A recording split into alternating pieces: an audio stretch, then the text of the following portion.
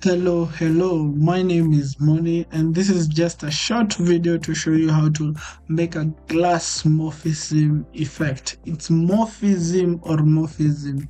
Anyway, you got the idea. So basically ni ile effect yenye inafanya nini yako inakaanika iko na glass. Sorry for the Kiswahili. But anyway, let's proceed. So this is my image, the image that I'll be using today. So as you can see, the image here, it's just an apartment, a very cool apartment I like. You can find the images in FreePic. It's very obvious. If you don't know about FreePic, welcome to the world.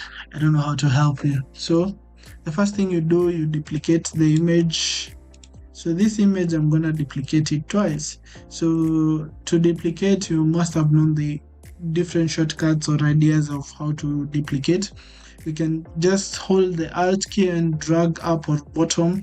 You can Control J. It's also another form of duplicating. There are many procedures to just get your chicken done. So this is my image. I'll go to the image on top. To the image on top, for me, how I like to do it is I'll give it a blurry effect first. You can do it afterwards, but this is how I prefer. So you give it a blurry. I like that, or 7. Let's just put a 7. And then you say okay. As you can see, the image on top is blurred, as you can see, and the image below is not blurred, as you can see.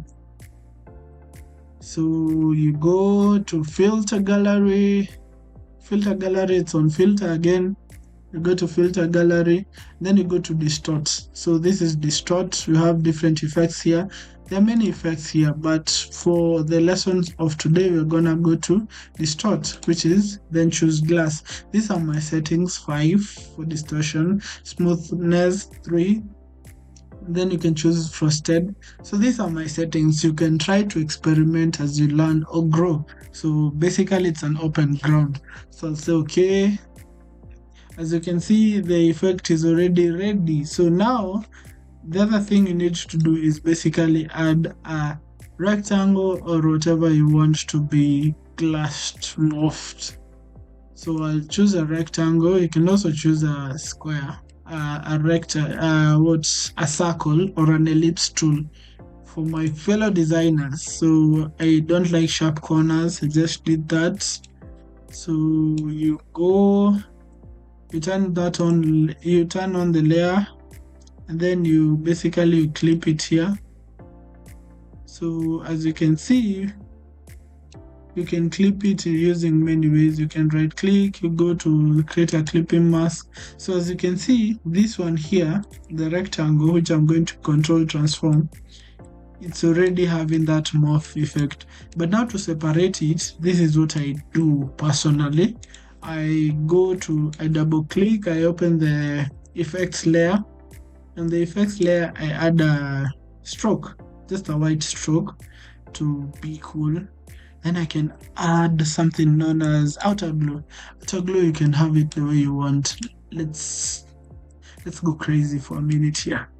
Basically, you can have fun with it, but it's advisable for it to be black. Then you add a drop shadow. So I have one that is all over. So basically that's it. My design is done, as you can see. If I go to the rectangle, control transform, the effect is moving with it, and that is the glass morphism effect. Thank